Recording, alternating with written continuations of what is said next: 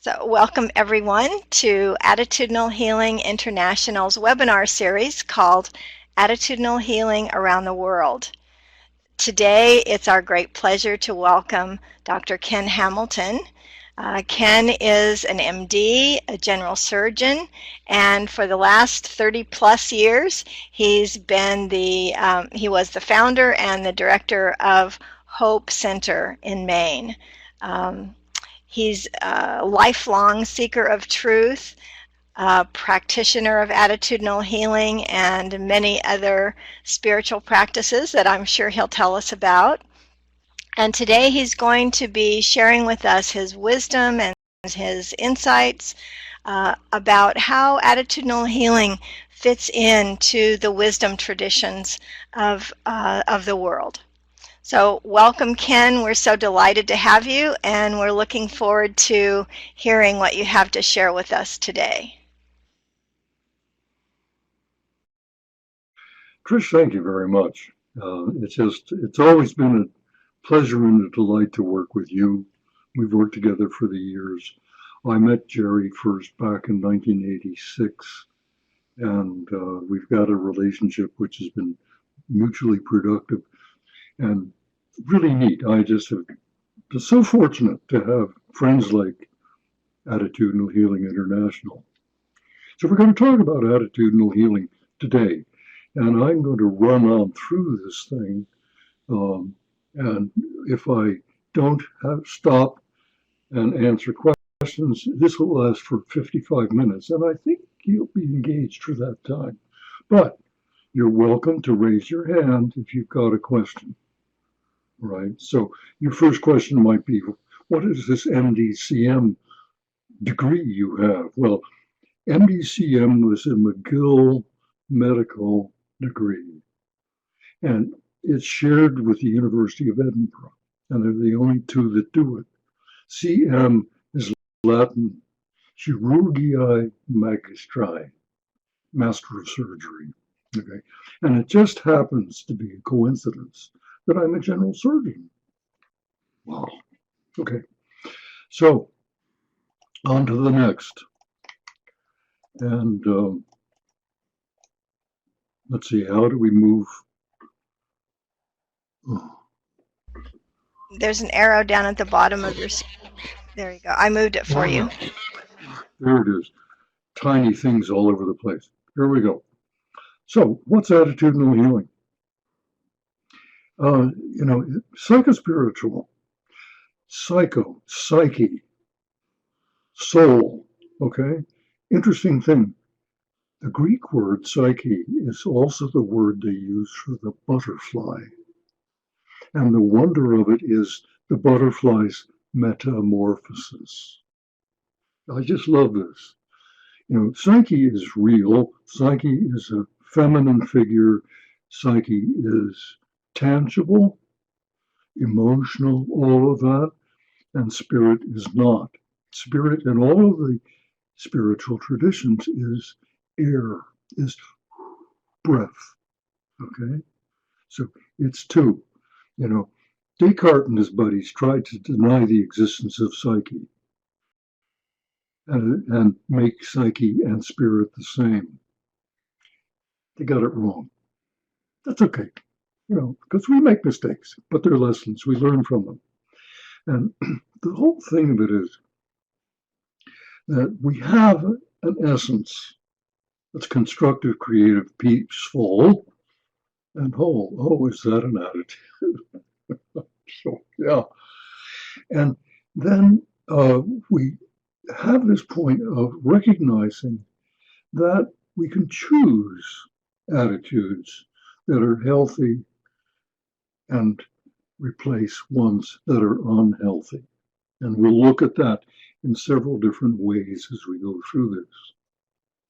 Now, time-wise, time in this way of looking at it is an instantaneous phenomenon, okay?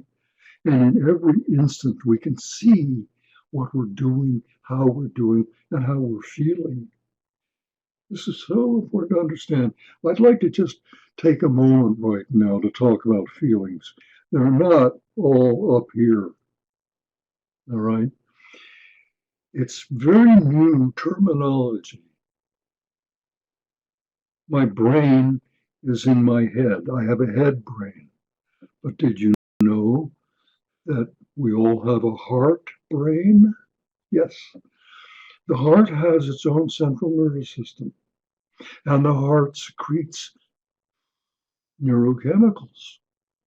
One of the major ones of which regulates how the pituitary gland works. Okay, atrial natriuretic hormone.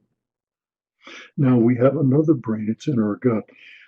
Most people don't understand that our gut is a major maker of all of our neuropeptides. And so, listen, when you've got a gut feeling, it's real. It's registering right here in your belly, in the wall of your small intestine. Okay? When you have a heart sense, same thing true here. When you have an intellectual sense, same thing true here. Fascinating. We're a darn sight more than we ever thought we were.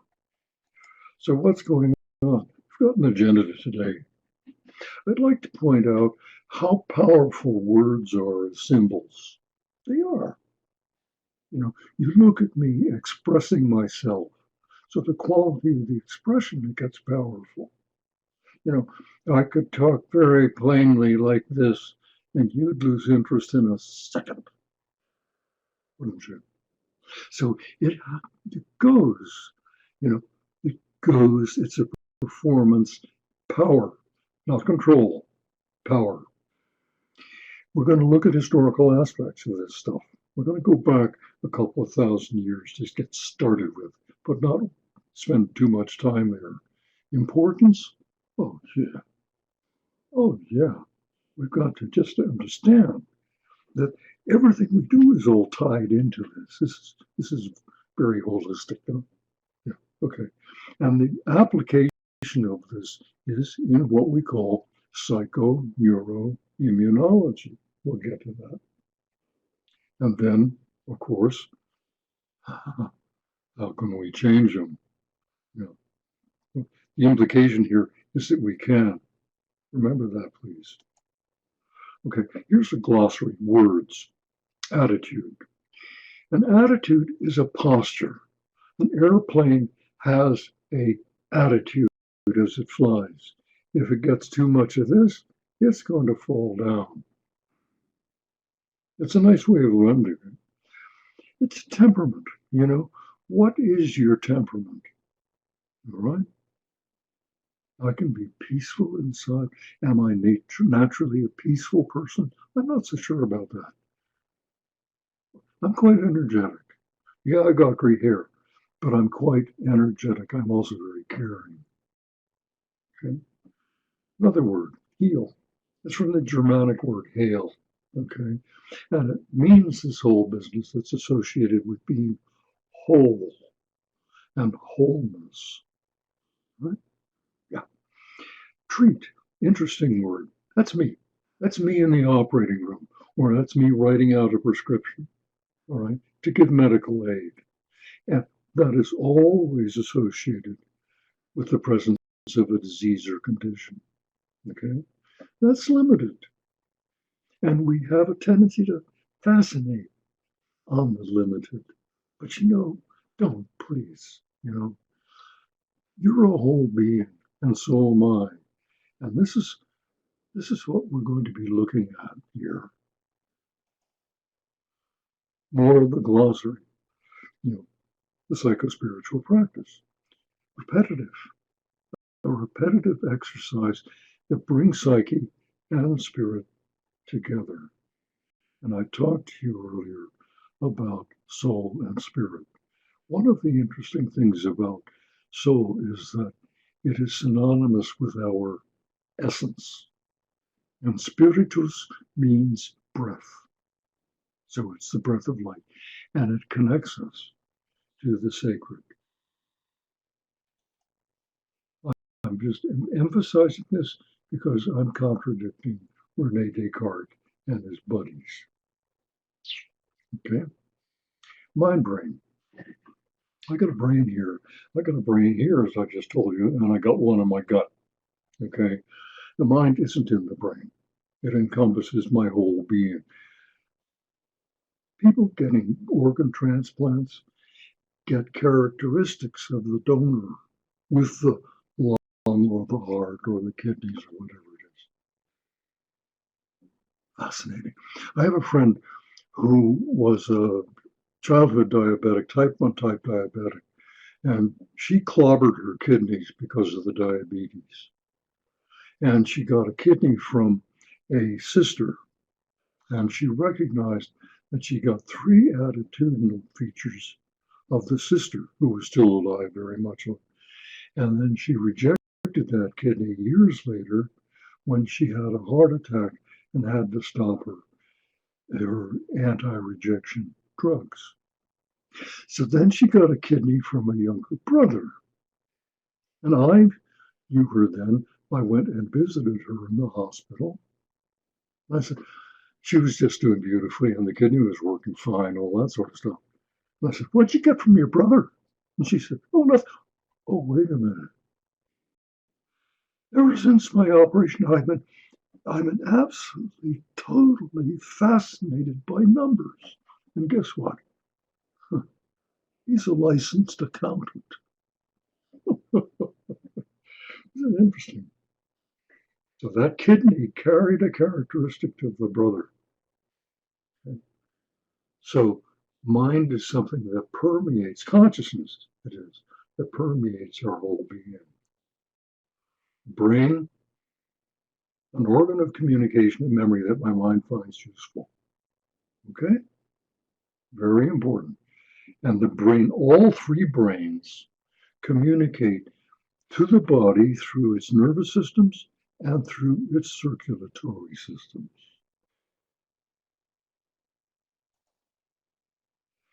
Let's have a look at the historical aspects of this.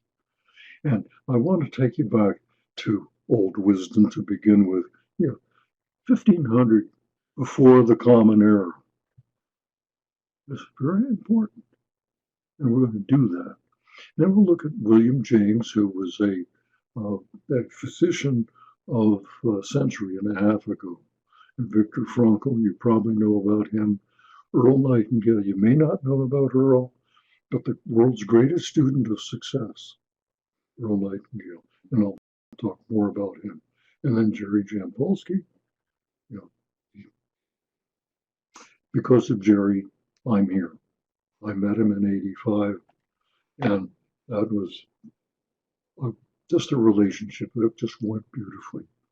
Václav Havel, the Czech. So we'll look at these. Let's look back. Cicero says to think is to live. Okay, mind. And then Epictetus says mind thing again. And Marcus Aurelius says our life is what our thoughts make us.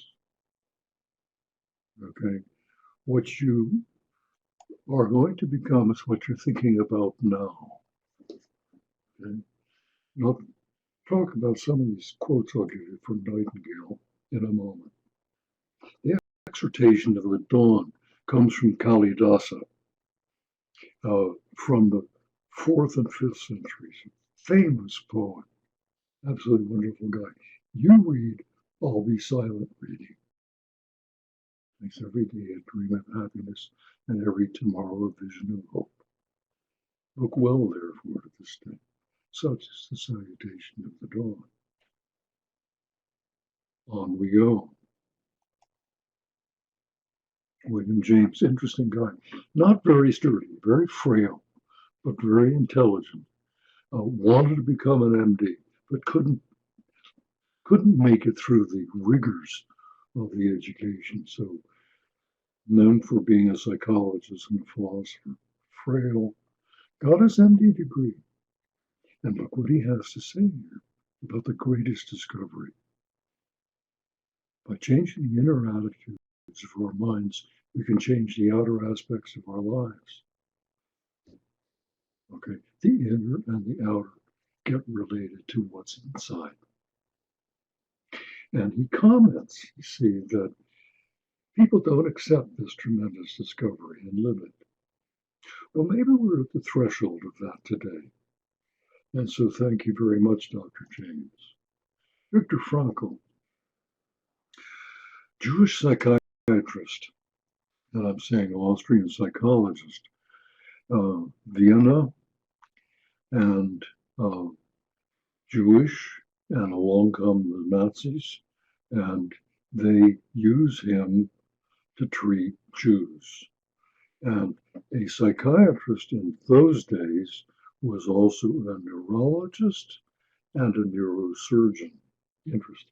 And then when they were done with him, they parked him in a cattle car along with his wife and his parents, and off they went to Auschwitz.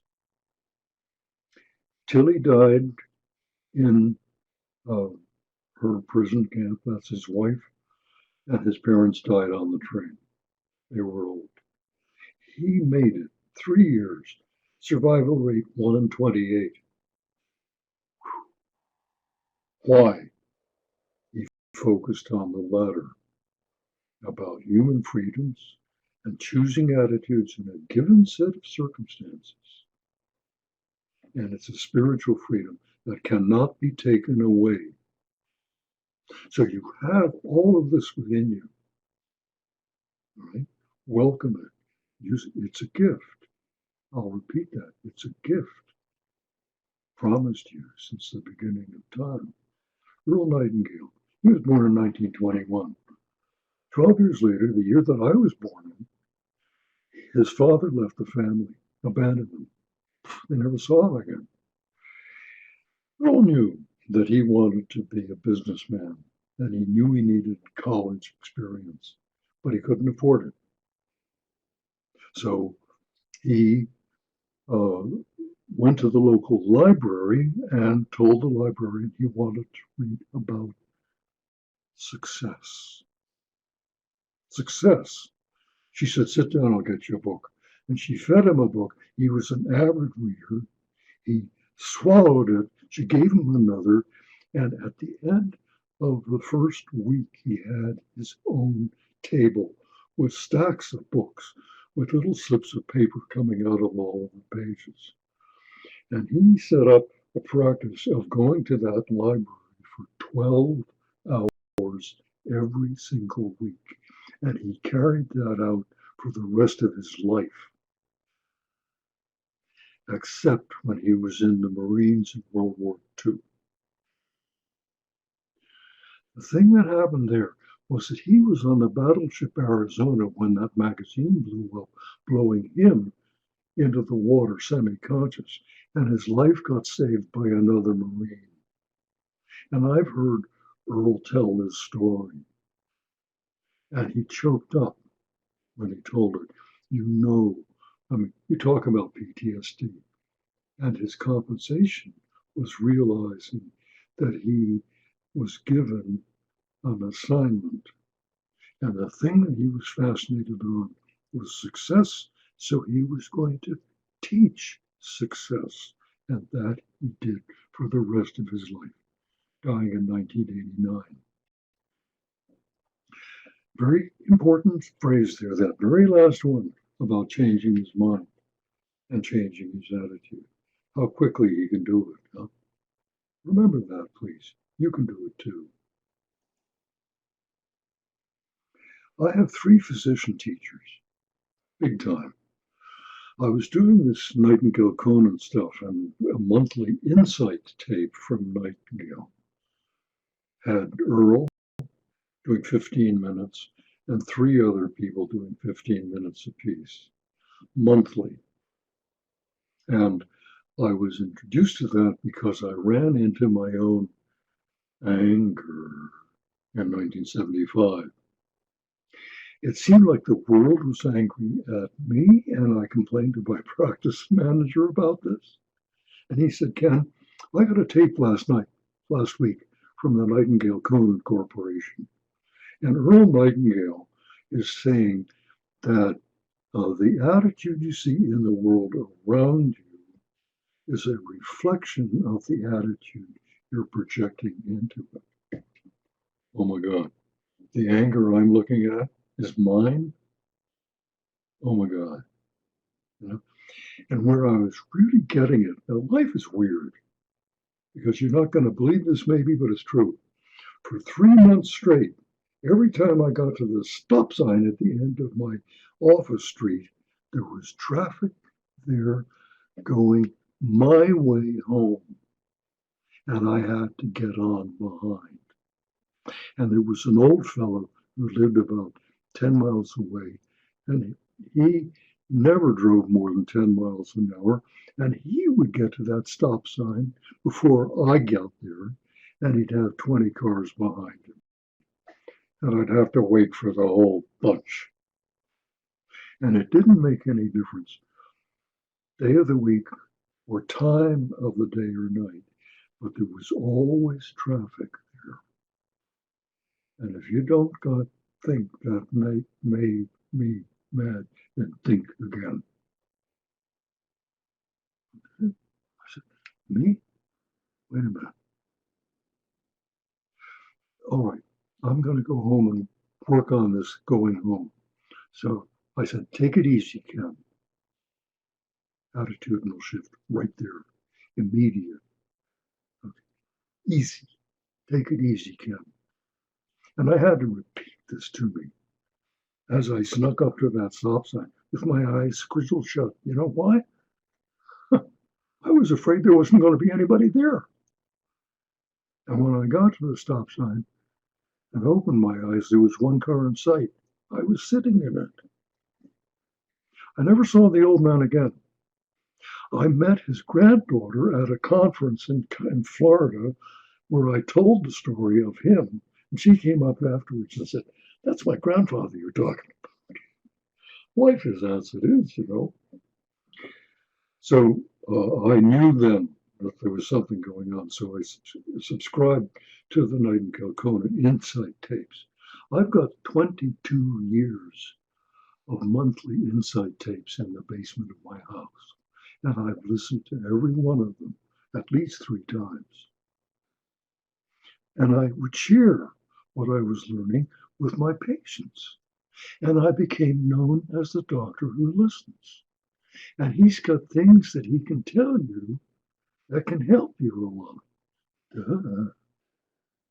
But that's the way it worked out. I was the doctor who listens.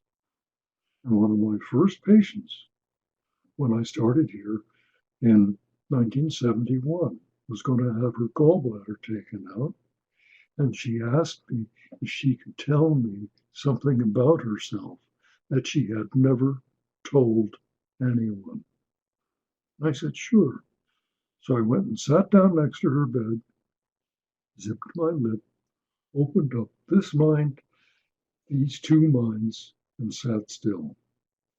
And she told me how she had been sexually assaulted and abused in her family of origin as a child and as a young woman. She got done.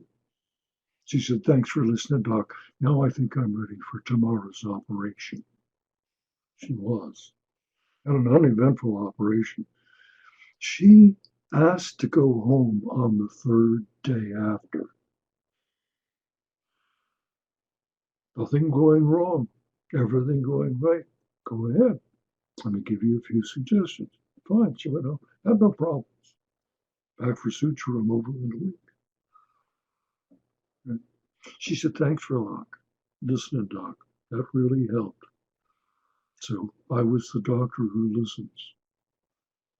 All right? And I'll tell you about listening. It's something I learned from a Quaker by the name of Douglas Van Steer, Steere, called Holy Listening.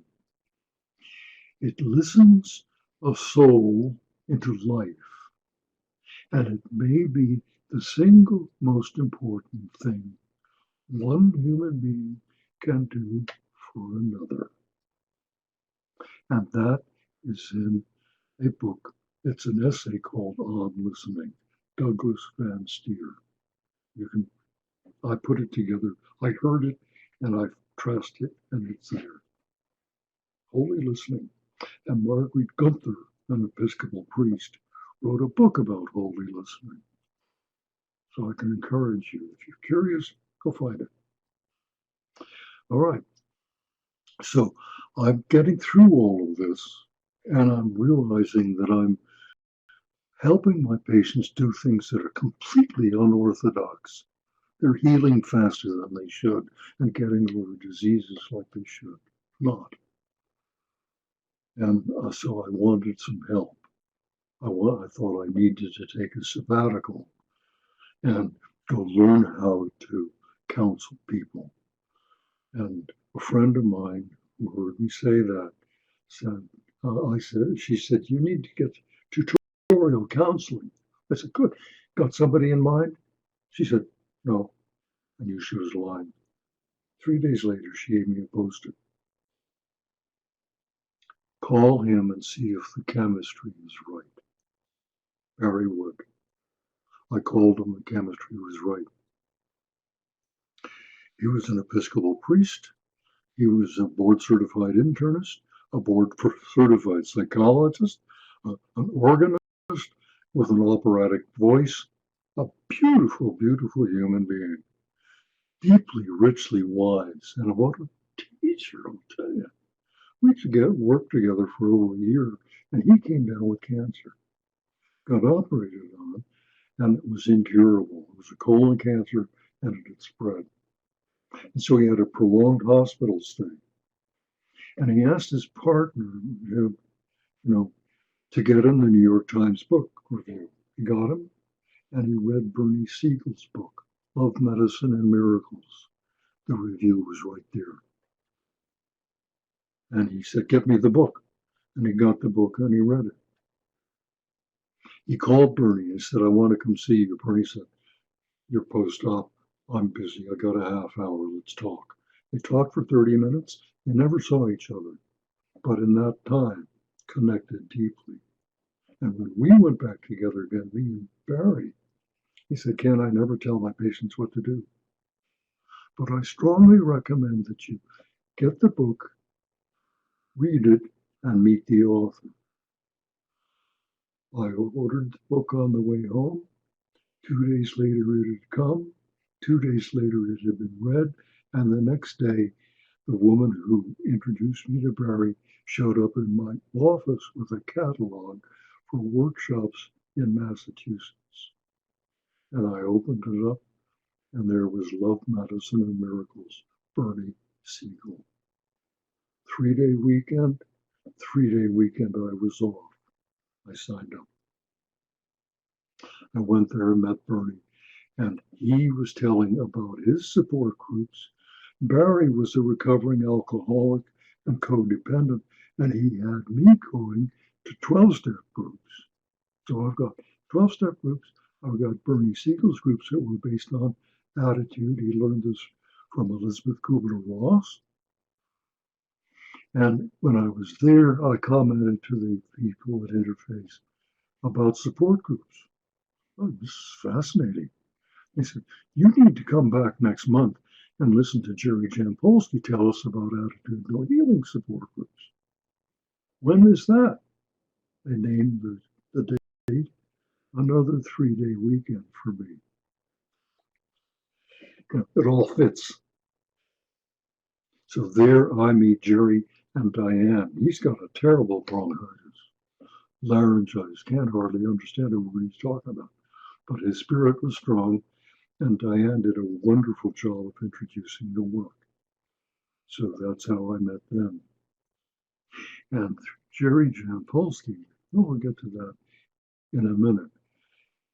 There are my physician teachers. Now, I've met a lot of others, but these were the core. These are the core. I'm indebted to them. Nightingale, a great student of success, and surviving Pearl Harbor and motivated to study success and share it. I've got a book of his called The Essence of Success. One printing and published years ago, but it's still available. It's fabulous. He said, I have a 3-part gift for you. The first, is that there is a formula that is present everywhere, and it's we become what we think about most. All spiritual traditions have it. And there is a gold mine that makes the formula work. And the gold mine is the mind. And it's a many chambered mind. The chambers and the doors to which are accessible to a word. And the word is attitude. Okay? And Nightingale, back in the 80s, sent out a disc to place to glue on your desk drawer, if you will. Those three things. I got it. Oh, did I memorize it? You bet I did. Jerry, he was born dyslexic. He had two older brothers who were straight A students and a high achieving family. And he couldn't read. Severe dyslexic, and he knew it in his own way. They didn't, and they called him the dummy. What's the matter, dummy? Why can't you get good grades like your brothers? Dummy, dummy, dummy, dummy, dummy. Yeah. Very good listener. He could pass his courses, and he managed to get by with a high school diploma with C's. And that got him into the university system in California. And there, one of his professors challenged his dyslexia. Said, "You can't read, can you, Jampolsky?" And he could talk over it. And the professor said, "No, I know you can't read, and don't push me. There's a reading counselor here on campus, and I know what's going on for you. And this is something we're just finding out about. I want you to go see him. And look, if you don't go see him, you flunk my course. You flunk my course, and you're out of the university." Jerry was called on him.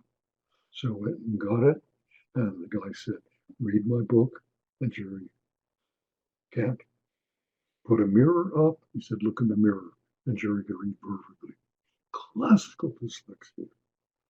And he went from C's to A's straight. And of course, when he got done, where was he going to go? But medical school to become a doctor, right? And what kind of a doctor? A psychiatrist. And what kind of a psychiatrist? A child psychiatrist. And he started attitudinal healing. Well, they were called attitudinal healing. He started support groups for kids with life-threatening diseases and made a reputation for them. But he also still had this tremendous anger as the dummy. And it was affecting everything. He was drinking to try and control this suffering.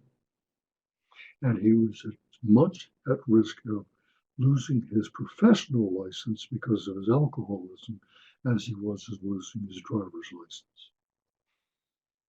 And Judy Scutch got out there with one of the original 3-ring binder copies of A Course in Miracles, and she got to know Jerry. And she asked him if he would read this and give his opinions. And he opened it up and he said, "You don't want me doing this. This is Christian. I'm Jewish. And furthermore, I'm an atheist. You don't want me looking at this." And she said, "Yes, Jerry, that's exactly why we want you looking at it." It's a fascinating story because he went through the text and was just got into the instructor's guide section, and then all of a sudden it got him. Wow. Jerry Jampolsky, this is your way home. Physician, heal thyself. And he was over his addictions, over his outrage, and he'd been known as the meanest SOB in medical practice in the San Francisco Bay Area. I have that on good advice from a friend of mine who worked with Jerry in 72, 73, but he got A Course in Miracles in 75. And it was after that that I met Jerry. Okay. And overnight, instantaneously, no withdrawal, no dry drunk, gone. He became a love giver rather than a love seeker. And now, well, Attitudinal Healing International, there are hundreds of centers worldwide. And the Hope Center in Maine happens to be one of them. And Jerry and I and Diane know each other and respect each other very well and very lovingly. Baklavavel. Here are all his qualities. And then the thing of it is, he defines hope in 1986. There's a guy who's a minister here in Maine who asked him, is there anything you can say about hope? You know? And he said, yes, there is. And he gives a couple of paragraphs, but this one here is the one that just nails it. See, it's not about optimism. It's not a conviction that something's going to turn out well, but certainty that something makes sense regardless of how it turns out. The hope is real. Hope is very, very real. Now let's go to a poet. Poets have a way of expressing things, about a way of seeing reality that's absolutely stunning. And so this first paragraph of hope as the thing with feathers that perches on the soul and sings the tune without the words and never stops at all. Sweet as in the gale is heard, and sure must be a storm that could abash the little bird and keep so many warm. I've heard it in the chillest land and on the strangest sea, but never in extremity it asked a crumb of me. Thank you, Emily.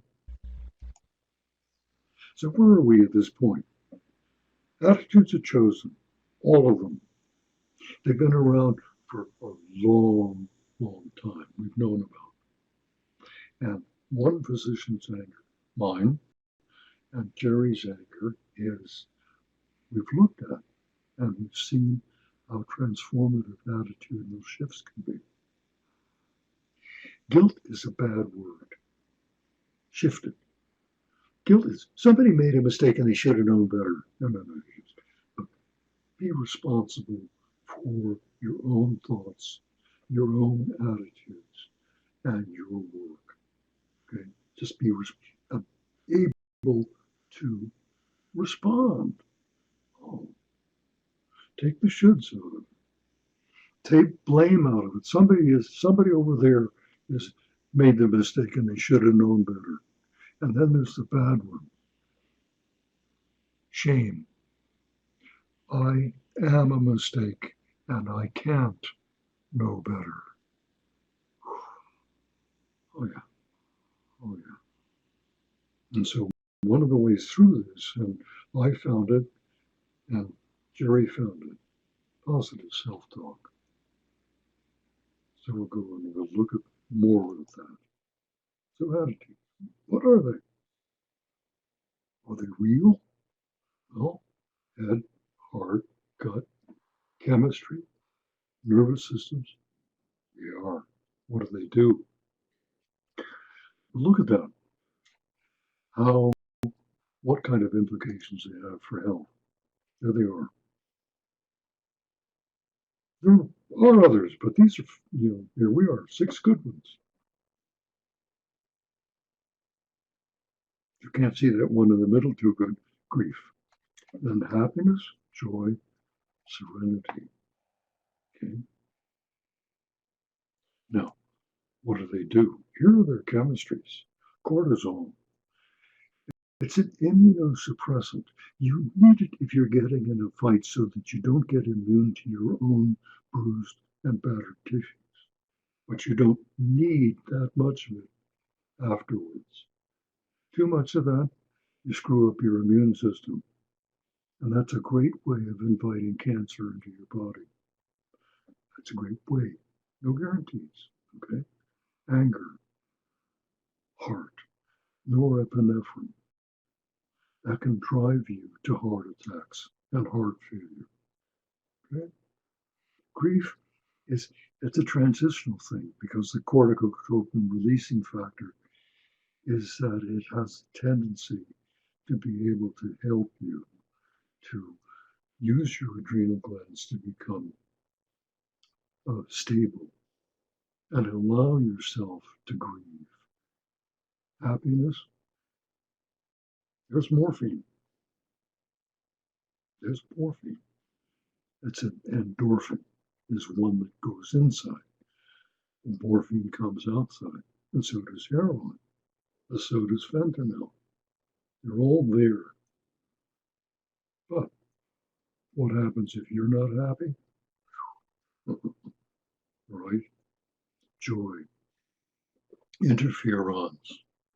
There's your immune system boost right there. You can't go wrong with them. And serenity, there is your good feeling mindset. And there we have the whole field of psychoneuroimmunology. Change them? Sure. Positive self-talk. Hey, Ken. Hey, Ken. Take it easy, Ken. You're doing all right. You're going to get home. Positive self-talk. Affirmations. I want to go over the 12 principles of attitudinal healing and see how affirming they are. To affirm somebody, to affirm yourself. This is very, very healthy, beneficial things and encourage. Okay? Relaxation. Taking a breath with me. Oh, let it go and feel your chest relax. Now, take another breath. And as it relaxes, let your face relax. And you can go all the way down your body with a series of about 12 breaths and relax every. Take your blood pressure before, take your blood pressure after. Oh my goodness. Oh my goodness. Meditation. Get the junk out of your thought processes. Clear your mind of all thinking. And let the mind, the universal mind, come in. Sound like Zen? Sure could be, but there are many ways of doing it. Group work, talk and listen. Holy listening in groups. Don't give advice. No advice given, because the answers to a person's question are always within that person, never me. And when Barry told me, I strongly recommend, okay, that's as far as he could go. But then I had to choose to follow that recommendation. See, there's a difference there, isn't there? Yeah. And so if a whole group gets together to listen and share experience, then let's go on to the next. Here are the principles of attitudinal healing. Number one, love. We are love. That's relationship. Inner peace, healthy. Let go of fear. Fear is projection to a time that doesn't exist. It's out there. And as such, my friends, it does not exist. Fear is an illusion. Let go of fear. I'll tell you, let go of fear and become aware. Stop projecting. Be aware. Anger is also an illusion. It projects to a place that doesn't belong to me. I get mad at you. I'm trying to get in your space in the universe. I don't belong there. It's okay, take the projection out. Take the projection out and become present. Become present. And this is so very, very important. A friend of mine is an Ojibwe Chippewa healer. She apprenticed to the last full blood healer for 10 full years. She's a fair haired, blue eyed woman, pretty. So she got picked on in high school for those qualities and put herself down and fell for a narcissist. And she was beginning to catch on after they had 4 kids, 2 adopted, 2 natural. And he was doing his thing one night in the kitchen. She was cutting carrots, and all of a sudden, she cut her index finger to the bone. She pinched it shut. He said, "Let's go to the hospital." She said, "No, no, it's not bleeding. Look, I've got work to do. Let's go to the hospital." "No, sit down, be quiet." She was taking her power back from this guy. "We'll go to the hospital after I'm done if we still need to." She told me, she was telling me this. We were co-chairing a conference in Kansas called Cracking the Chrysalines, encouraging the emergence of consciousness. We were co-chairing that, and we were back from the year before, driving through Missouri on our way to her home in Ohio. And she was doing this. She said, and then she started telling me about this. And she said, "I did what I knew I should do, and it worked. I knew it was working, so I took the pressure off. It had worked. I rinsed off the blood." And he said, "Let's go to the hospital." She said, "We don't have to." And I said, "What, Meg?" He got up and left the house and never came back. So what did you do? I was present to it. Okay, presence. Get rid of anger, become present. And I let go of all fear, the other projection. Oh. Yield, Meg? No Ken. No sign that it had ever been cut. Hmm. Onani, Meg, Onani, Meg, MEG, Carver, Carver. Go look her up. She's a marvelous soul, really precious. Okay? That's quite a story, isn't it? I'm blessed by getting stories. Okay? Inner peace, healing, letting go of fear. Right? Giving and receiving are actions that are beneficial to both parties. Past and future, illusions. Okay? So we can let go of them. Now is the only time there is. And it's all about instance. And in this instant, I can become a giver rather than a taker. It's loving ourselves and others by forgiving, letting go of attachments rather than judging. Love finders rather than fault finders. Peaceful inside regardless of what's happening outside. Students and teachers sharing back and forth, focusing on the whole of life. Love is eternal. Death need not be viewed as fearful. We're finding out more and more about it. You can read Peter Kingsley's book on reality. It's a big one. And as you read it, you may become aware that he's talking about reincarnation, but he doesn't bring it up. Not until page 520, where he very calmly, straightforward says, "We are immortal. This guy's been studying the ancient Greeks, Pythagoras, Parmenides, and Empedocles since he was 16, and he's 60 now.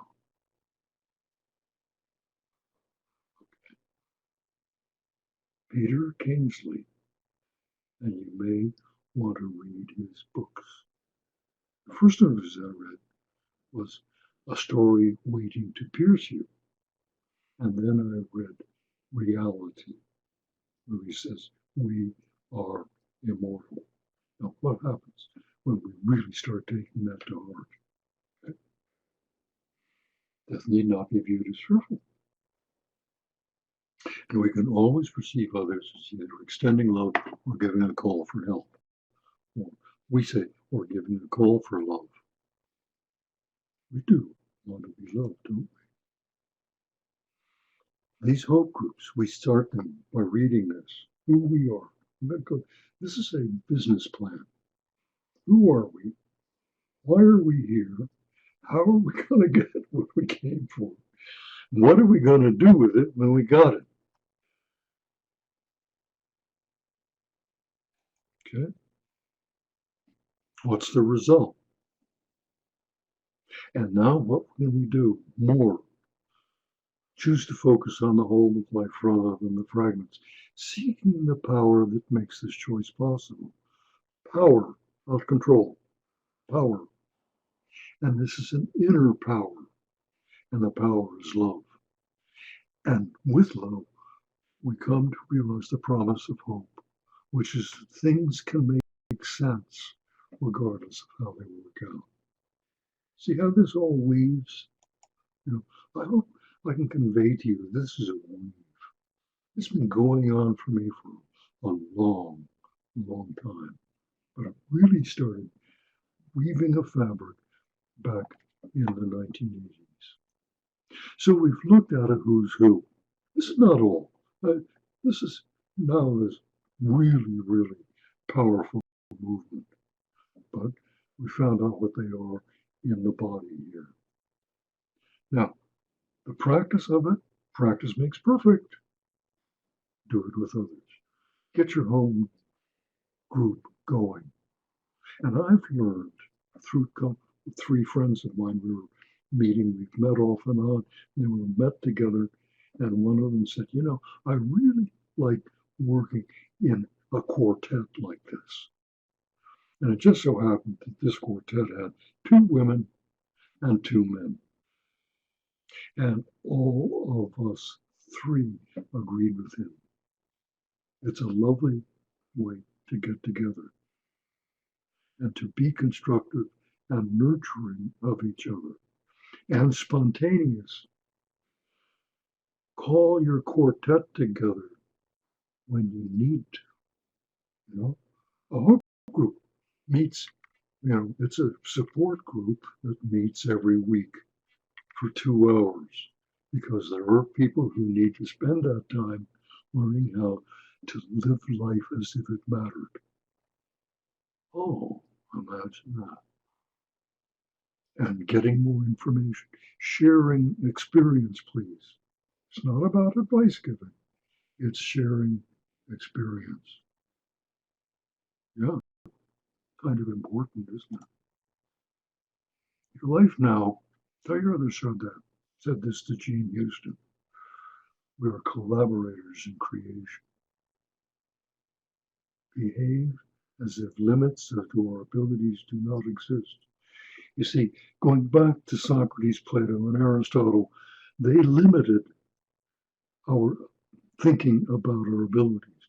What Pythagoras and Empedocles, Parmenides knew was that there are no limits because every atom in our body carries the memory of the evolution since the beginning 13.72 billion years ago. I'm giving it to you again because stuff is happening as we speak that is making it possible to shift from the Aristotelian Platonic way of looking at life, which is that it's all reasonable, rational, and logical, Look where reason, rationality, and logic have gotten us. Okay? Real trouble. We are at risk of being blown off the face of Mother Earth within very few years. Can we change this? Yes, we can. All right, let's work together. Stop competing. Start collaborating. It's a choice. And you're making that choice with every breath as you take it. You can take it right in, hold it, and breathe out peace to anybody you can imagine who needs peace.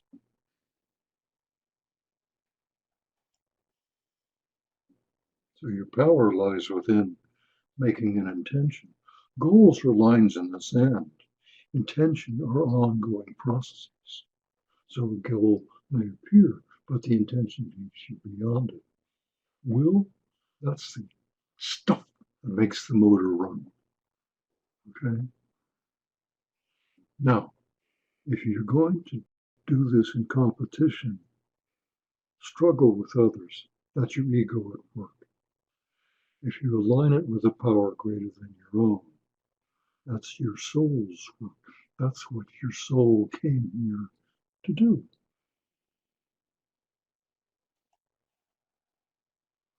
All right, what have you got? You got gifts and talents that you're born with. They're programmed into your DNA. All right? Your core passion, Earl Nightingale called it a worthy ideal. You're born with it. This is your soul stuff. This is your soul's mission here. Pay attention to it. It lights your fires. And the thing of it is that you can get through this, I would say, signing a contract with your ego. Your ego comes here in your DNA, and your soul comes here otherwise. All right? Your ego puts things in your shadow.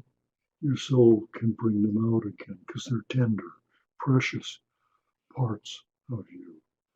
So making a deal between ego and soul is a very valuable thing to do. And you do this with love, being fully present in relationship, doing holy listening. You do it with integrity, which is a state of being, unimpaired, okay, whole, undivided, with attention, what you're capable of doing mentally to what's going on. Okay?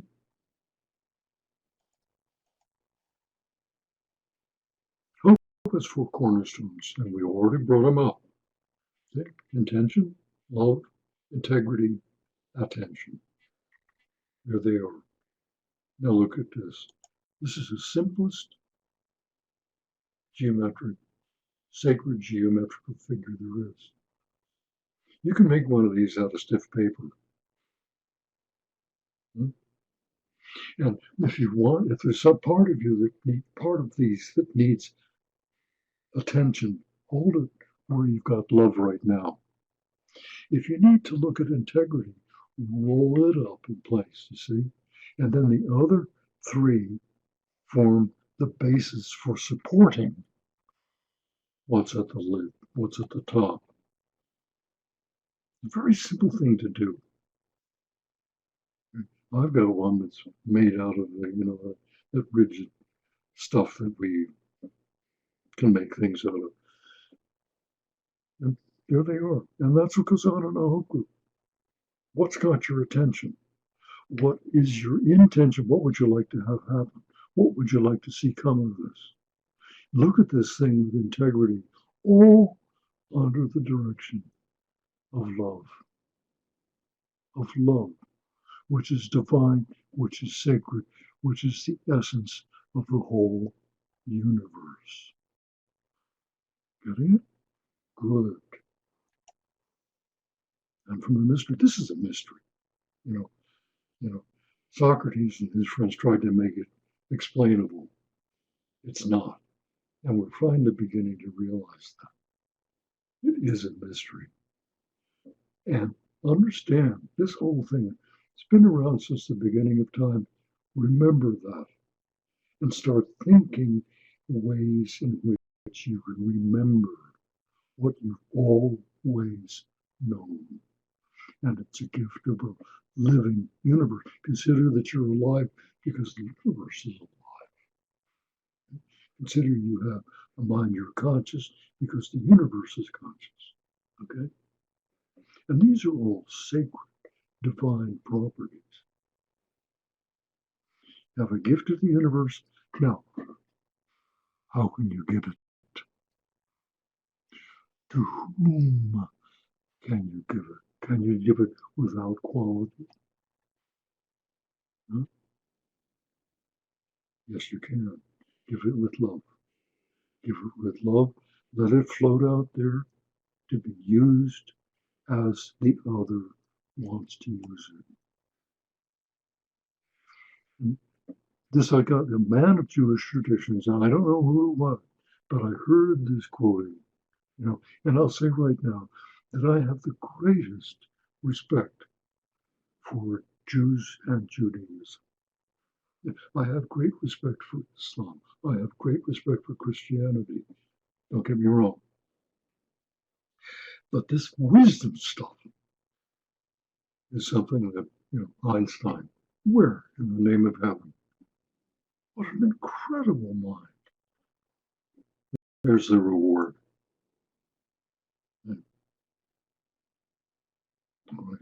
Where is heaven? Not up there. That's where clouds are.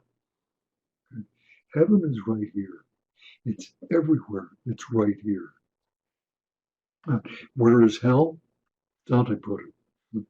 God didn't make it. Humankind did. And we go there by our own choice. Okay?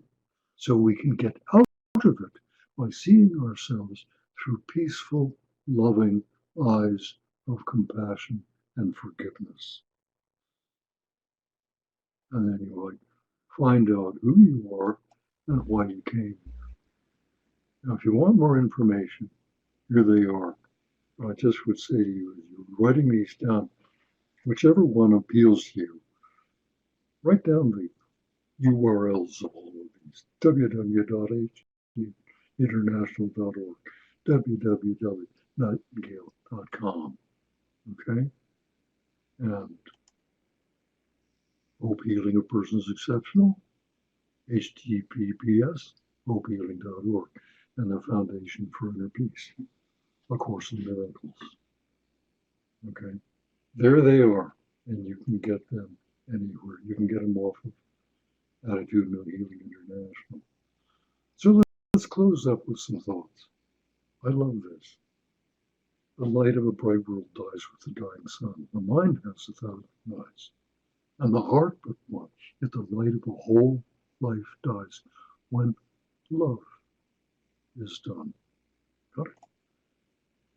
Terry Hemingway, a woodsman from Wilton Plantation, loves the classics, goes to Gould Academy, because that's the high school for Bethel, and earns an Eastman Fellowship. But he doesn't take advantage of it. Goes back to the woods, wakes up at 4 o'clock every morning to read the classics, and then goes works in the woods. And he marries, and he has a couple of kids, and he needs a physical, and he's in his 30s. He comes down to my town and just to get a doctor's appointment, and he goes to Oxford Hills Internal Medicine, and he's given Michael Lacombe as his doctor, and Lacombe is hearing the way Terry expresses himself and said, "You express yourself in fascinating ways. Where did you get this? I love the classics." "You do, so do I." "Where did you go to school?" "Bethel, Gould Academy." "Oh, oh. And I won an Eastman Fellowship." "So did I," says Lacombe. "Have you taken advantage of it?" Terry said, "No, it's too late, isn't it?" I said, "No, never too late. You and your whole family can go to Rochester on the Eastman Kodak Fellowship. And Jerry did. His poem. I have his permission to publish it. Yeah, fascinating. Look at that. You know, that long life lived to itself withdrawn. Broken dreams cracked like black bat beneath the sun. This I have seen. A lifelong to God and others drawn. Upon its features dreams yet unborn. New life earth cracking upward to the sun. Ooh, I get goosebumps. Goosebumps. This is the opening to the Course in Miracles. Goosebumps. Nothing real can be threatened. We're getting there. And from the Bhagavad Gita, this is a paragraph about he who is peace is not shaken by others, and So, before Ken, whom other people find peace thank beyond you so excitement um, and anger. do you want to, And well, before we watch the video, is dear to I me. want to, there are a couple of questions. Thank you. One is, would you please repeat the name of the book History. written by Douglas Bannister?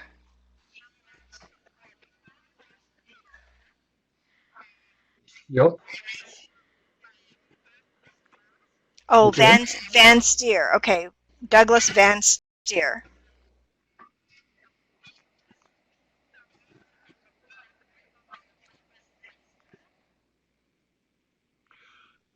The book by Douglas Van Steer, the Quaker. Yeah. Yeah. And oh,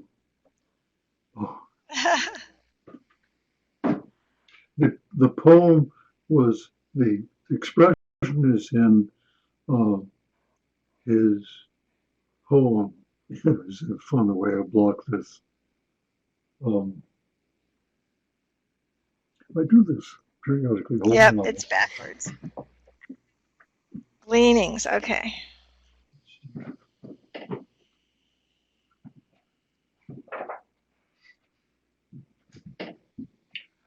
I just happen to have my copy of it. Oh, when it's backwards. And that's Gleanings. Thank you. Gleanings, The okay? other request is to please And repeat the name and spelling of the part is the on Native listening American healer you to spoke the about. other. And that's what the poem is called, that holy listening is contained in. Yeah.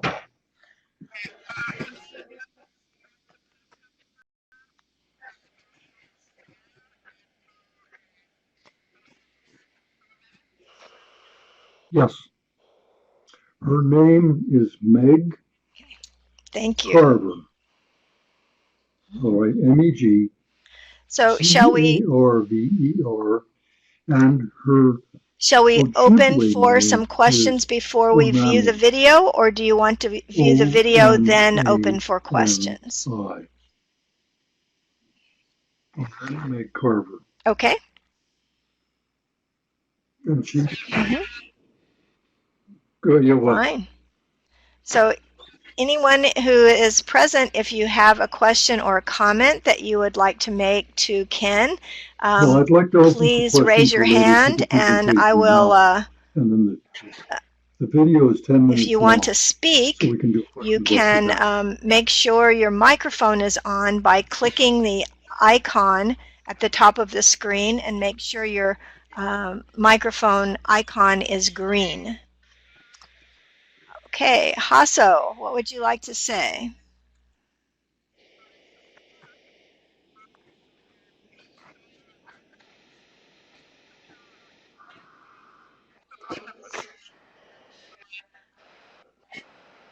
Hasso, we cannot hear you. If you would click on your microphone icon and see if if it. it will I come got on. it. Can you hear me now? If not, feel Can you free hear to. me now? Got it. Okay, wonderful.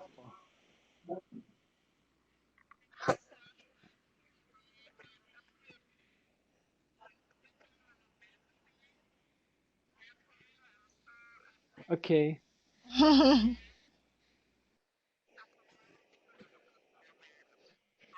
Got it. Good. So, Now, first of all, thank you yeah, for your presentation. I'm going to ask I, you to speak slowly and I really carefully enjoyed because it. you're talking to me through a There's some complex kind of echo in hearing the line aid here. I'm not system, sure if you hear that too, but I do hear and that. it can get distorted very That's easily. on Ken's But I wouldn't side. be able to hear a darn thing if Hasso, I didn't have it's it. the Okay? hearing aid feeding Don't back. worry. I see. Okay, got it. Now, to You're make welcome. it short, I just wanted to find out. I mean, I Thank you. really enjoyed. It was such a quintessential presentation. It was really beautiful, and it sowed a lot of seeds in my own garden of my own soul. And I like to find out how to stay more connected with you. Do you do anything else, or is this pretty much it? And you only do local groups?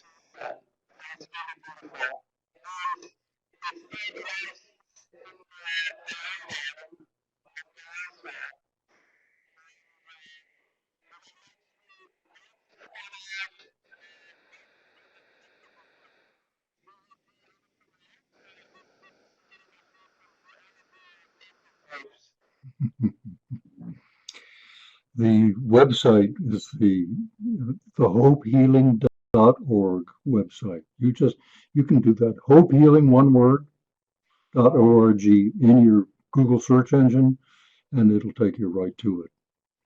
That that website has been functioning for 31 years now, and we have developed training systems.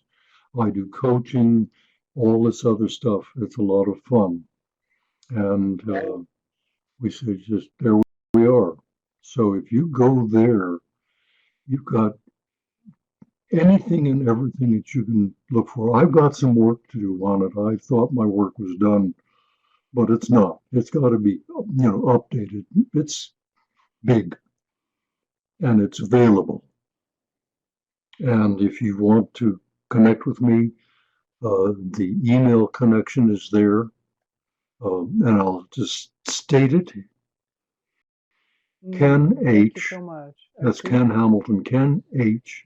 Hope, Hope. Ken Hope at Any other questions? Thank you so much, hopehealing, Hasso. one word, .org. Yes, And thank you. No, I'll I be don't have any. I delighted to have lots carry of on a dialogue thoughts, with you as but far I as you want rather to like go. to give other people a chance to talk. Okay, so feel free to connect with You're Ken welcome. personally afterwards.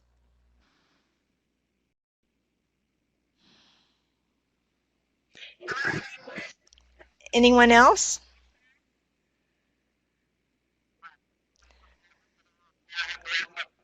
So Ken, just so you'll know, Vicki Schneider is a physician also. She had joined us for your presentation, but she had to go to work. So she said thank you, and she was she appreciated the presentation very much, and she was sorry she couldn't stay for the video.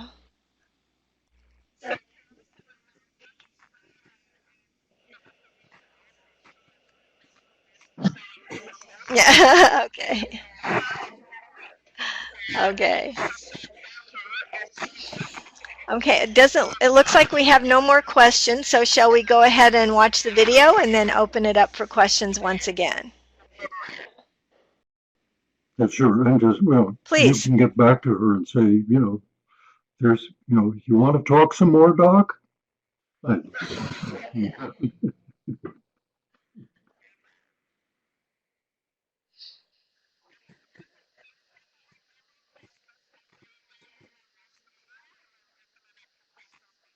sure, I'd like to introduce it if I might. The this phenomenon of a hope group I've given you the background of it, and it was obvious when I was on to this psychology from with all of these wonderful people that I had 5 patients in my practice with cancer that I thought would like to meet as a group. And so I asked them about it, and they said yes. And I told them about the attitudinal healing stuff and all this sort of stuff. And I said, look, um, so we met, and I said, now look, would you like to call your, would you like to keep on meeting? In question, 5 yeses. Would you like to call yourselves a Hope Group? I said, Bernie Siegel wanted to call his groups Hope Groups, but he couldn't figure out what the letters stood for. Yeah, sir. I mean, that's Bernie, and this is me. And so I said, look, if you want to call yourselves a Hope Group, you figure out what the letters stand for. Don't ask me. And they said, okay. And the next week we came back. The nurse who was involved in getting this thing going I had been teaching a living with cancer group for the American Cancer Society. And she told me that several of her people in that group wanted to continue working with me. I said, fine. But Sharon Williams is her name, and she's alive and well on the West Coast now. She came up with it. I said, anybody figure out what the letter stood for? She said, how about healing of persons exceptional? And the other 4 said, great. So that's how that happened. And so we started meeting weekly in the local hospital. And then the word got out, and the person that it went to was Christian Northrup, who some of you, maybe all of you know. Everybody who watches this may get it. And she said, will you come down to Portland and run a Hope Group for a dozen of my patients with cancer? I said, sure. So I did. And then one thing led to another, and it grew, and it grew, and it grew. And I got to the point where I was guiding, and we call it guiding rather than facilitating, but that's okay. Call me a facilitator guide, if you will. I was guiding as many as 8 Hope Group meetings a week. And I was driving all over the state, and I got a call to start another group, and I knew that I had to choose. It was either hope or surgery. I talked with my wife. She said, Kenneth, you do what you are called to do. What a sweetheart. You know? So I let go of my surgical practice and resigned from surgery at the hospital, and over time let go of my medical license. I didn't need it anymore. And I accumulated the experience of over 5,000 Hope Group meetings. And I speak from that experience. And that led to an expression on the part of people to film a 2-hour Hope Group meeting.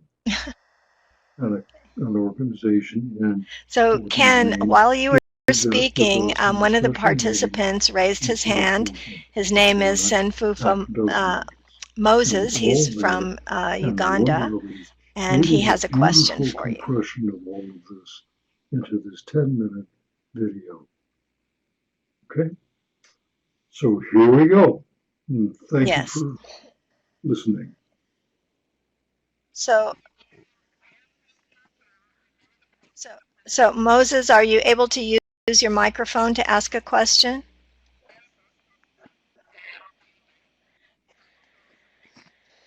Sure. Listen well, because, again, we've got to go through this hearing thing. This little gizmo right here. So Moses, we're not able to hear you. So maybe it would be best for you to type your question into the chat box, and then after the video, we can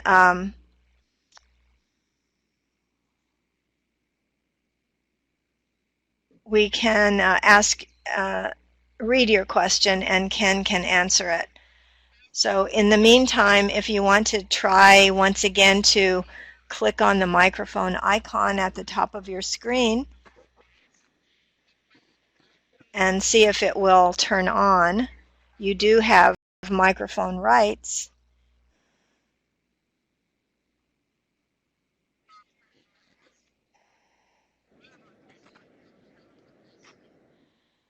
Yes. Okay. So we'll go ahead to the video now, and then we'll come back and hopefully have a question from Senfuma.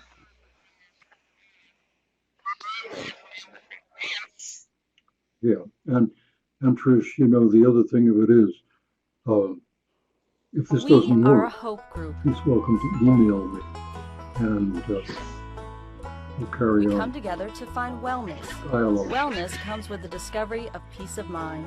We find peace of mind through understanding and letting go of guilt and fear. In this way, we learn to live in each moment.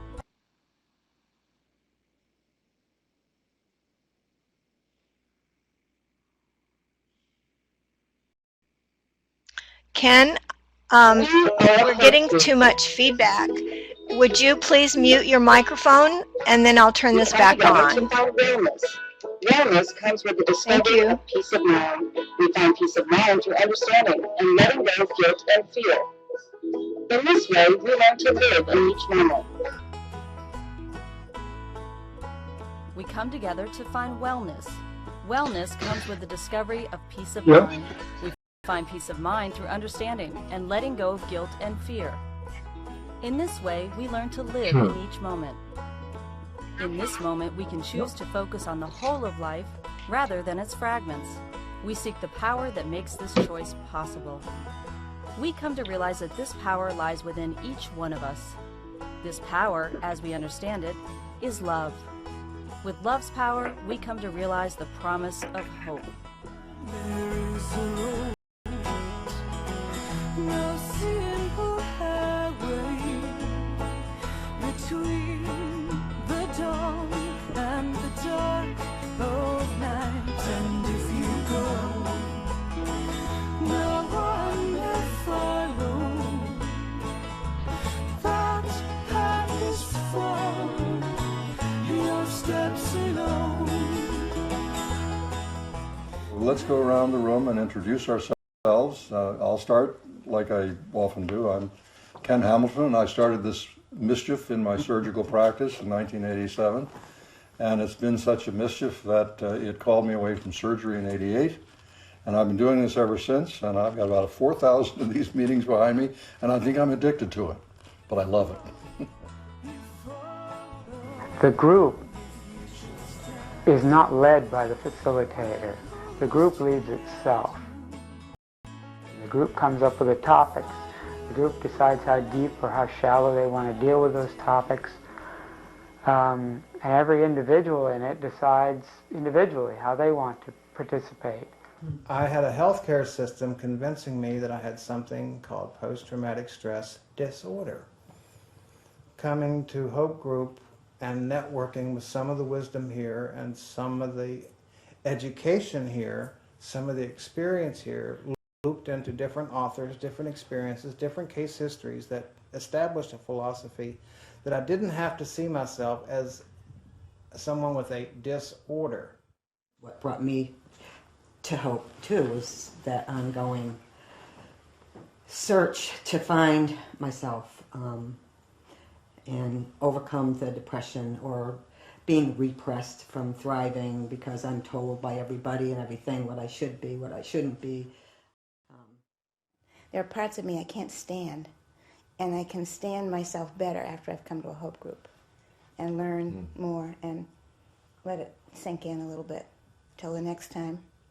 I saw Hope Group as a place where people walk together on their journey, accepting people where they were at, being with them as they experience their pain and their joys. There were weeks when I would come into Hope feeling down, and I could share that, and it was okay. I'm like, what is the point of continuing to try to be here? I don't understand. When are you going to die anyway? When I want to die, in times like this, when it's so bad. It's like, why am I continuing to try? It's for other people. You know, it's for people who I know would be devastated. But that doesn't make it enough sometimes. What I see a lot of in hope groups, it's not that you're depressed, or it's not, and I'm just, that we're sitting in a wheelchair, or it's not that my sister had an aneurysm or lost my mother. It's our thinking about it. And I don't really know what I'm saying. And I do. But it's the thought that causes that weight. Not only am I depressed because of this, but I'm depressed because I'm depressed. Basically, the mind shift from being a sick person to just being a normal person going through a bad day is what hope has basically taught me. We can choose and direct ourselves to be peaceful inside regardless of what is happening outside. And I ask myself sometimes who lives and who dies and why. And that's not the important thing anymore. The important thing is living in today. And hope showed me that I had to make changes in my life. They certainly encouraged all my chemotherapy and surgery and the whole medical process. But they did more than that. They showed me how to make changes in my life and have put first things first in order to get well. One of the most powerful stress management tools, if you will, is to recognize your core passion. If you sit down and look at your soul and say, I know that you're tremulous and timorous and that you're in the background and you know that time is on your side. Tell me why you're here. My experience tells me that she'll have to answer you when you ask her that question. She'll have to answer you. Because that's, after all, why she came here.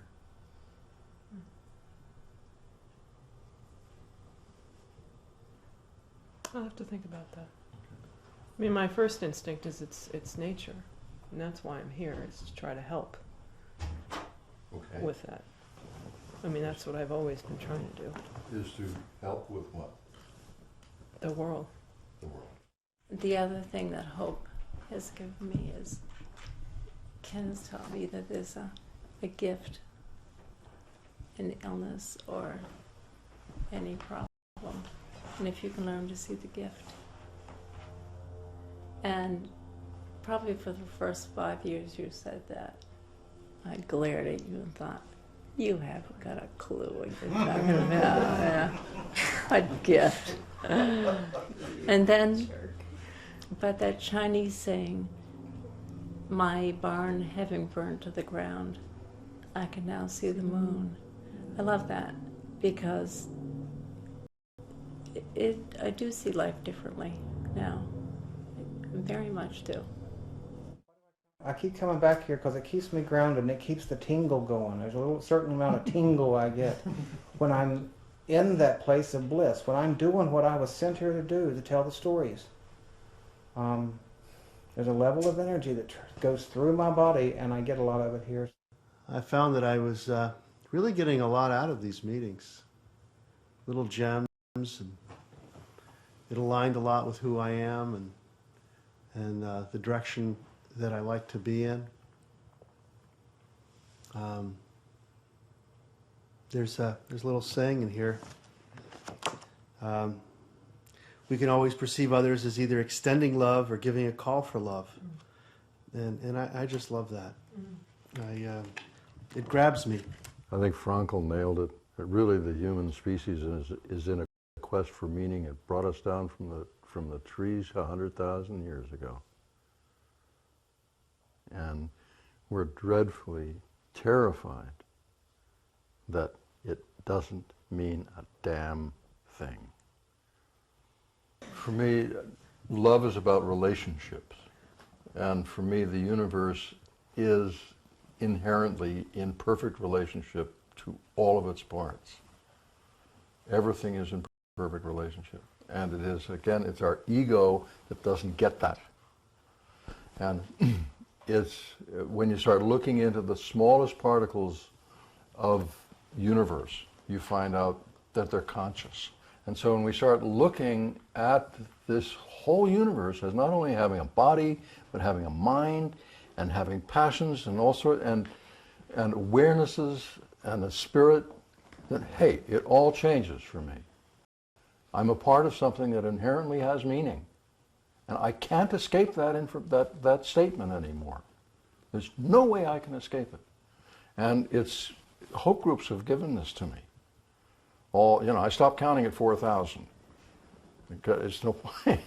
But it's just, as I look deeper and deeper and deeper into reality as we're measuring it, not as we're writing about it in the Bible, but as we're actually getting and exploring it and investigating it, and it's revealing itself to us, its meaning is inherent in the whole thing. Of course, not everybody has major health problems, but even for people who don't, the process is basically the same. Everybody has dreams, everybody has goals, and the idea is to try to attain those things, despite whatever your material or physical or psychological circumstances. You just try to live as well as you can. That's what I see as the message of hope. Love, grant us the serenity to accept the things we cannot change, the courage to change the things we can, and the wisdom to know the difference. It's a way.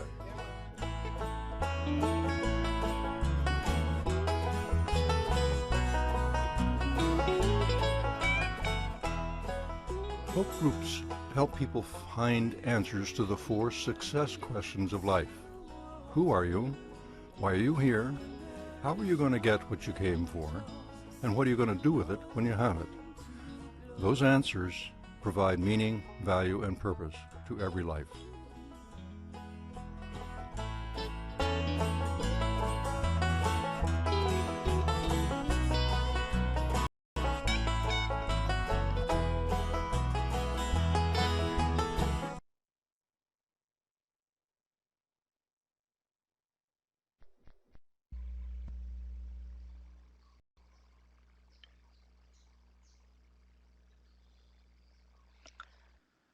Wow, such a wonderful example of a hope group. I'm so happy that you were able to capture that, Ken. Thank you so much.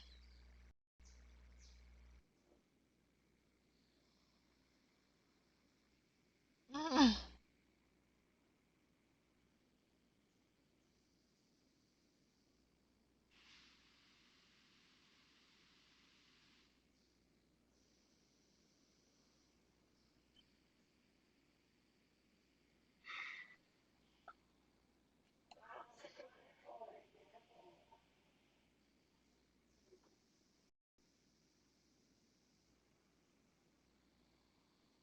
Mm-hmm. It's still there,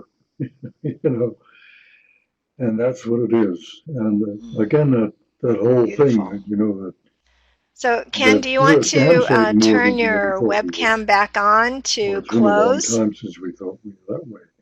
Indigenous people around the world get it. American natives, I know, they're far more conscious of their natural state than are the fair-skinned Okay, ones that click came to on me start with a sharing. good There we go. story, but it was all a lie.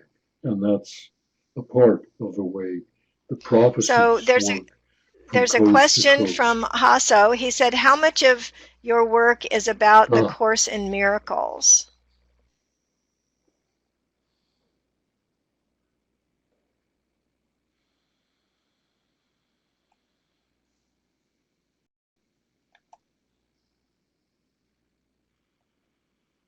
it's on.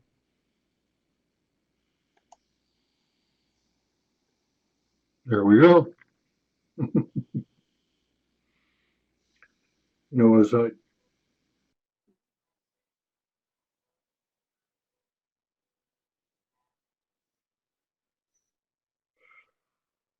um, we you see, the Hope Group opening is very much from the Course in Miracles.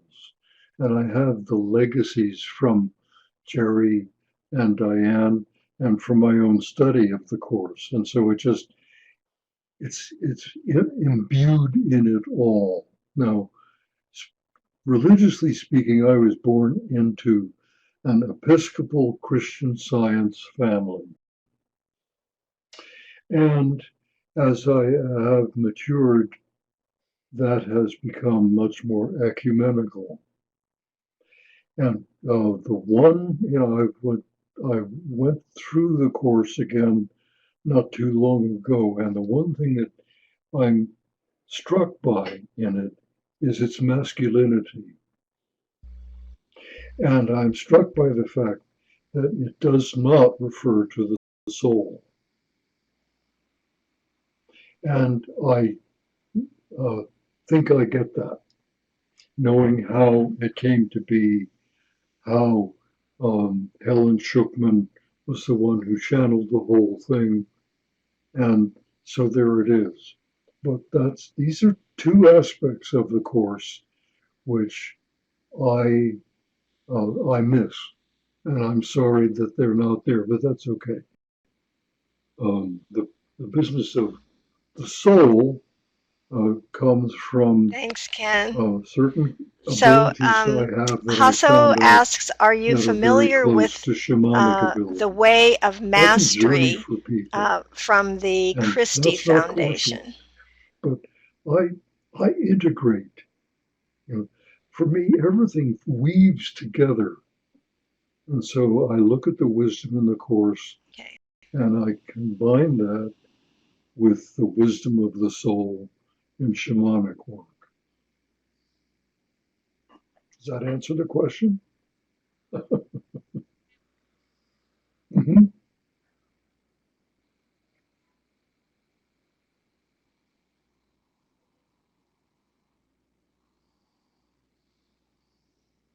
So, Hasso, would you like to say anything about the Way of Mastery? Not from that particular Let me foundation. make sure you have No. microphone. Mastery You should is be a able to word that speak now. crops up quite a bit in my Okay, I'm here. experience. Can you hear me? And Yeah. Okay, go ahead. Yes, go I ahead. wonder, Yeah, it's really, I think it's related I wonder it's very much if related. whoever is asking that question, It's if also they could channeled. expand These are the Jesus on the teachings, concept of and it's all mastery. about that we are choosing the world that we live in. And I think you would really enjoy reading this, Ken. It seems like the Course in Miracles on another octave. I'm not saying that it's better, or I'm not comparing them, but I think there's a whole other kind of dimension, and I think it's like one of the most profound books that I have come across recently, just last year actually. And so I was just wondering if you were familiar with it, and I appreciate your integrated approach, um, letting allowing for these other dimensions, whether we want to call it shamanic or whatever we want to call it, but other spiritual dimensions to find a place in your own authentic work. And I think that's kind of what I'm looking for too, is how to really be with people. I'm a naturopath myself, and I always look for other ways to help my clients and to maybe start a group myself that will truly meet my own clients and the people in my world in another way that I can truly make a difference. And so that's brought me to this call also, because I'm looking for that new path there for myself, sharing what wants to be shared. Okay. Yeah. So thank you. Mm-hmm. Mm-hmm.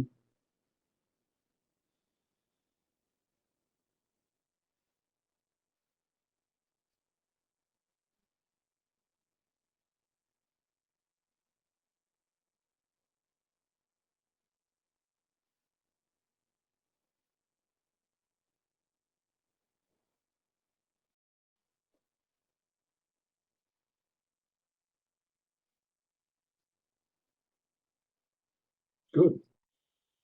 Hmm. Yeah, you're welcome. I'll share with you that I have an experience with mastery from the standpoint of who is or are my masters. Okay, and I was an active member of the Council Grove conferences on consciousness. And one Thursday, when everything is really working towards closing down for the week, um, several people were gathered and they were talking about their masters, and their masters had names for them. And Norm Shealy was very, very confident about his master and how that all worked. And I appreciated this, you know, but I had never thought that I had a master, except that I was born into this Episcopal Christian Science family whose orientation would be the mastery of the one I love to call the Nazarene, Jesus of Nazareth. And so this was just an assumption on my part that he is a master to me, and that was all there was to it. And then when the Council Grove conference was over, I was staying over the weekend in order to save $300. And riding in the bus back to the Council Grove Airport, a woman from Virginia Beach was across the aisle from me. She said, "Ken, are you going to stay over the weekend?" And I said, "Yeah." She said, "Well, you know, there is a display of religious art at a museum in Kansas City. Would you be interested in going there?" I said, "Yeah, sure."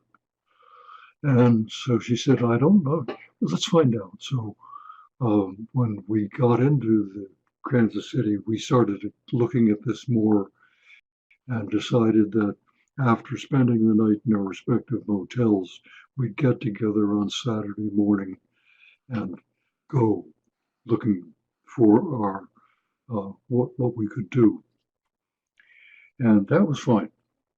So Saturday morning we got together and we took our respective motel buses to the airport and started talking about religious art displays in Kansas City.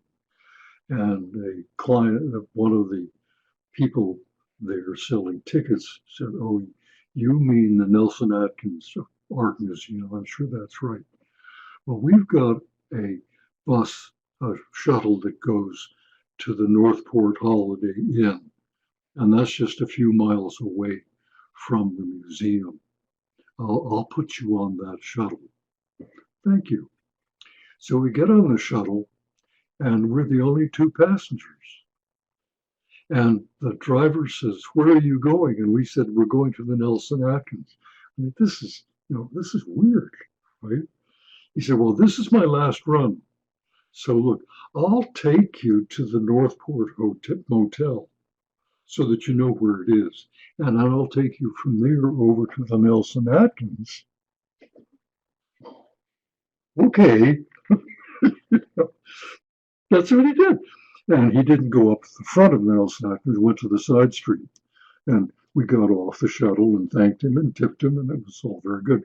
We walked up to the Nelson Atkins through their sculpture garden, which is a good one. And we asked a guard about uh, religious art, and he said, "I don't know." Okay, so we went in, and there was quite a crowd there, and there were a couple of Tibetan Buddhist monks who were doing a sand painting of the mandala of compassion. And we watched them doing that. They were way at the outer rings of us. And then one of them started coming around and signing brochures. And Carol, my friend, said, "Do you know anything about religious art here?" And he said, "Well, there is a display upstairs that you might like." "Thank you." So Carol says, let's go to the bookstore. We go to the bookstore, and it's shoulder to shoulder human beings. And we walk in. This woman runs up to her and says, look at this. And she's got this book of Zen koan humor. And Carol says, that's exactly what I'm looking for. And the woman says, here, have it. I think it's the only book they have. What's going on here? So I'm not interested in any of the books. We go over and we pay for it. And Carol says, where are these books? And the bookstore person said, that's the last copy. So, okay, fine. And so we're going upstairs to look at the religious art exhibits. And we get to the door to the Buddhist, to the Chinese art exhibits. And I look in, and I'm looking at Beautiful, Ken. water Thank you so and much. moon Kuan Yin. It's an 11th So century it looks like carving out of a I single don't see piece any other of wood questions, and of Kuan we're Yin, getting the close to Bodhisattva of the end of compassion. our time. So And I knew in that instant Hasso that I responded was to your looking story at saying divine another master serendipity. in my life. And I've been living under the mastery Yes. of Jesus of Nazareth and Kuan Thank Yin you. ever since. That's my story of mastery.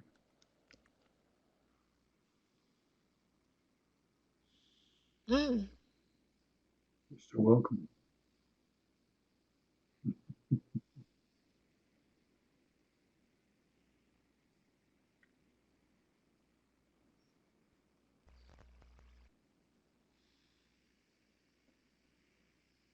That's great. I Can I ask one more question? Did you say Kuan Yin, Lovely and phrase. who was the I like that second very much. being that Yeah, you were just yeah, pointing at yeah. It's that just is guiding you now? such an honor to have been asked, and such a light to go Kuan over Yin, this yeah, again. yeah. I I can very created much that relate to file that. first in Yes, 1996, beautiful. and I was at the Hope Board meeting last night, and I promised every one of the board members that I would give them a video DVD of the presentation. Pema, I'll type her name. So Prema Chukram?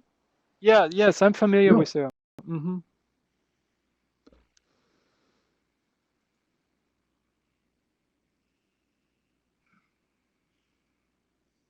it was Kuan Yin. Yeah. It's fabulous stuff. And the other thing is that I know a nice Tibetan Buddhist girl from Brooklyn, Pema Chodron. You familiar with her work? Beautiful. Yeah, Pema, P-E-M-A. Sure. Well, I've known Pema for quite a few years and learned back about 20 years ago her practice of Kuan Yin. It was very simply stated about just take the suffering in with the breath and hold it and let the noble heart transform the suffering into peace and breathe out peace to the person with the suffering, if it's yourself even. And I've taught that to people, and it takes no time at all. Pema has really expanded on this a lot. If you go to Sounds True and look at her work with Sounds True on the whole compassion thing. And for me, the life of Jesus is a compassionate life. Yes. But it's not stressed as such. Thank you. But you look at the scriptural accounts of this Are we guy. at the end of the presentation, or can I ask one more question? Compassion. You know, I have a client And Tong who Len, has severe anxiety and depression. compassion. And The so I look medication at the isn't really suffering going working. on in Washington. I and just it's wanted to ask you, do you have how would you approach compassion. somebody who is completely stuck mentally, And if I'm feeling fixated disturbed on or the angry, it's idea that they are depressed, compassion. they are so anxious they cannot even think straight, and their life is basically screwed up, Thank and you. all they can think about is just taking their life. You're welcome. But they're obviously not doing it. Sure. All what their mind wants to think about is taking themselves out, means committing suicide. Yeah.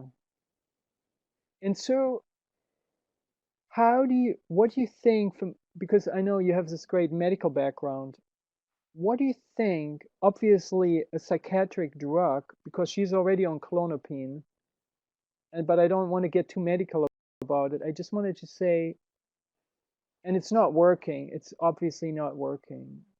What do you think could really All, help excuse me. her All they to can think about is take what? that turn? How can I support her in taking that turn? That's really what I'm asking.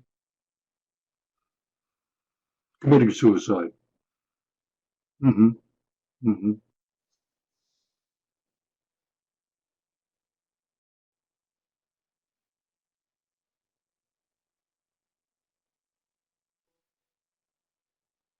Mm.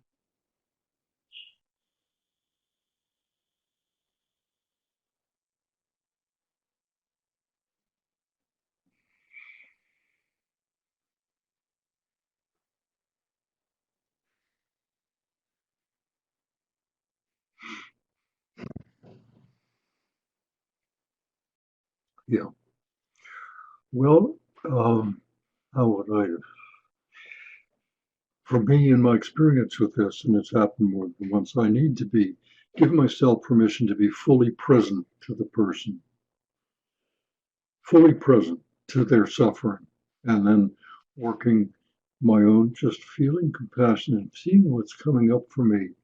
I would be saying, look, you're talking about ending your life, and there's certain feelings you're having about your life that makes you want to end it.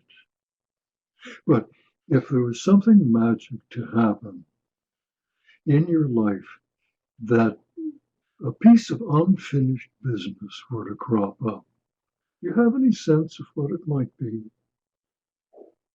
You have any sense of what it might be? If something strange, miraculous came along and suddenly you wanted to live again, what would you want to live for? Just in theory, just in theory, what would you want to live for rather than what would you want to die for? Because you want to die for something. Well, what is it you want to die for? And draw the person out in that way so they can begin to focus beyond the immediate of not having life again and going beyond that. And the thought that occurs to me, an intention. If you had one thing left to do in the world, Yes, I got what it. is it? Mm-hmm. That kind of stuff, that Thank crops you up in hope for group that. meetings at times. And, and the one girl with the curly hair was talking about ending her life. She was feeling really miserable about that. So be present to it and not trying to push, but asking very soft questions, all peacefully. Because if I get my stuff in there about not wanting her to commit suicide, she's going to read that very quickly. See what I'm saying? Okay. And that woman who was talking about ending her life is a school teacher, and she loves teaching, and she's teaching in a high school in Maine. The woman next to her had